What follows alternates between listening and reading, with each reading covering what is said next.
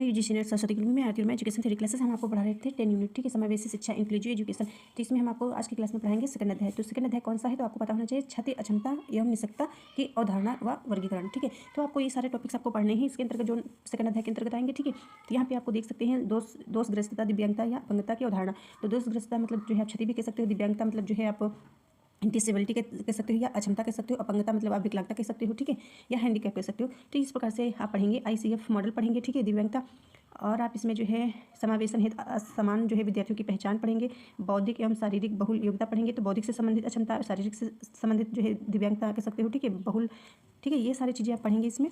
तो जो most important topic हो गया, तो सबसे पहले आप देख सकते हैं यहाँ पे आपका 10 यूनिट्स है। ठीक है, जिसमें से हमने आपको जो है प्रथम अध्याय पढ़ा दिया है, सेकंड अध्याय पढ़ा रहे हैं, 2 अध्याय और शेष रह रहे हैं, इनको भी जल्दी ही कवर कर देंगे। ठीक है, अब आप सभी के पेपर जो है आज ही की डेट से स्टार्ट है। ठीक है, 31 दिसंबर से।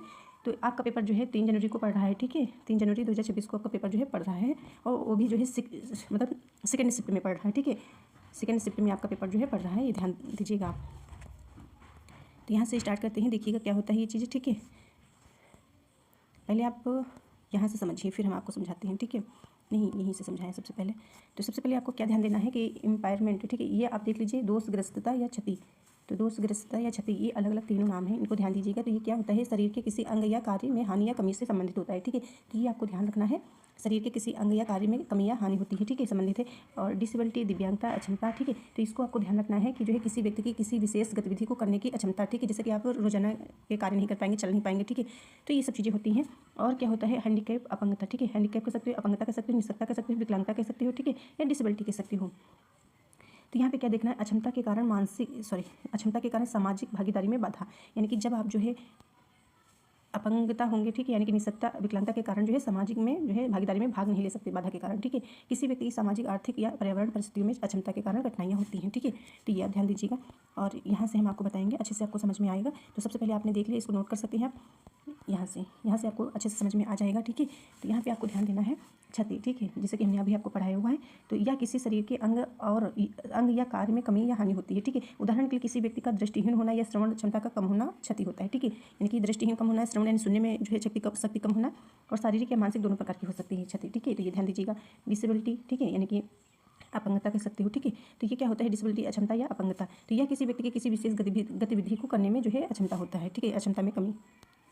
तो अक्षमता, डिसेबिलिटी या अपंगता किसी विशेष गतिविधि करने की क्षमता में जो है कमी होती है। उदाहरण के यदि कोई व्यक्ति दृष्टिहीन है तो वह पढ़ने लिखने में अक्षम होगा। ठीक है, तो कहने का मतलब हो जाएगा यदि दृष्टिहीन है इसमें तो ये क्या होता है, ठीक है, क्षति होता है, यानी कि क्षतिग्रस्त। ठीक है, किसी व्यक्ति का। और इसमें क्या होगा, अक्षमता में क्या होता है, यानी कि दृष्टिहीन व्यक्ति जो होता है पढ़ने लिखने में जो है अक्षम होता है, ये ध्यान रखिएगा। और निःशक्त क्या होता है, विकलांग, हैंडीकैप, डिसेबिलिटी यानी कि विकलांगता। ठीक है, तो इसमें क्या होता है, या किसी व्यक्ति की सामाजिक आर्थिक पर्यावरणीय परिस्थितियों में अक्षमता के कारण जो है कठिनाई होती है। तो यहाँ पे देख सकते हो उदाहरण, यदि कोई व्यक्ति दृष्टिहीन है, ठीक है, यदि कोई व्यक्ति जो है दृष्टिहीन है उसे सार्वजनिक परिवहन तक पहुंचने में कठिनाई होती है। ठीक है, तो आपको समझ में आ गया होगा। ठीक है, नहीं समझ में आया तो दोबारा से समझ सकते हैं। क्षति क्या होता है, पर यहाँ देख सकते हैं कि किसी व्यक्ति की दृष्टिहीन होना जो है या श्रवण क्षमता का कम होना क्षति होता है, यानी कि दृष्टिहीन होना जो है एक प्रकार की क्षति है। ठीक है, अक्षमता, डिसेबिलिटी, ठीक है, यानी कि अपंगता कह सकते हो। तो ये क्या होता है, इसमें जो है व्यक्ति दृष्टिहीन है तो पढ़ने लिखने में जो है अक्षम होता है, ठीक है। और जो है अपंगता, निःशक्तता, विकलांगता, डिसेबिलिटी, ठीक है, हैंडीकैप, ये देख सकते हैं। इसमें क्या होता है, यदि कोई व्यक्ति दृष्टिहीन है तो जो है वो परिवहन तक पहुँचने में जो है कठिनाई महसूस करेगा। ठीक है, वो मतलब पहुँच नहीं पाएगा। ठीक है, तो इस प्रकार से आपको समझ लेना है, आप सभी स्टूडेंट को इंपॉर्टेंट है आपके लिए। इसके बाद आपको क्या देखना है, और अधिक डिटेल में समझने के लिए यहाँ से देख सकते हो। ठीक है, क्षति, ठीक है, ये हो गया अक्षमता, डिसेबिलिटी, निःशक्तता, हैंडीकैप जो भी आपने पढ़ा। शरीर के किसी अंग या कार्य में हानि या कमी होती है। ठीक है, अक्षमता मतलब क्षति के कारण दैनिक कार्य जीवन में कठिनाई। ठीक है, और निःशक्तता है, ठीक है, अक्षमता के कारण सामाजिक भागीदारी में बाधा होता है। ठीक है, तो ये आप समझने का प्रयास करिएगा। और यहाँ पे देखिएगा अक्षमता के कई प्रकार होते हैं। तो यहाँ से आपको समझना है, ये जो अक्षमता दिया गया है, ठीक है, इस लेवल से आपको समझना है, डिसेबिलिटी अक्षमता या अपंगता कह सकते हो। ठीक है, तो यहाँ से आपको समझना है अक्षमता से। ठीक है, डिसेबिलिटी दिव्यांगता या जो है अक्षमता से आपको समझना है। तो यहाँ पे आपको क्या समझना है, देखना है यहाँ से कि अक्षमता कई प्रकार की होती हैं। ठीक है, अक्षमता जो है कई प्रकार की होती है, शारीरिक, बौद्धिक, मानसिक, सीखने संबंधी अक्षमताएं होती हैं। तो यहाँ पे आपने देखा जो है अक्षमता के प्रकार। ठीक है, ये अक्षमता के प्रकार हैं। तो शारीरिक अक्षमता होता है, ठीक है, बौद्धिक अक्षमता होता है, मानसिक अक्षमता होता है, सीखने संबंधी अक्षमता होता है। ठीक है, तो ये सारे पॉइंट्स आपको पढ़ने। शारीरिक अक्षमता शरीर से संबंधित है। ठीक है, यह विकलांग शरीर के अंगों या गतिशीलता को प्रभावित करता है, चलने, खड़े होने, हाथ पैर हिलाने में कठिनाई महसूस होती है। बौद्धिक जो है बौद्धिक संबंधित होता है। ठीक है, बौद्धिक तर्क करने की क्षमता को प्रभावित करता है, बुद्धि सीखने में कठिनाई। ठीक है, मानसिक क्या हो गया, मानसिक स्वास्थ्य से संबंधित होता है, जो डिप्रेशन, चिंता, ठीक है, ये सब चीज़ें हो जाएंगी। सीखने से संबंधित विकलांग सीखने की प्रक्रिया को प्रभावित करता है, पढ़ने लिखने गणित में कठिनाई। ठीक है, ये सब चीज़ें हो जाएंगी।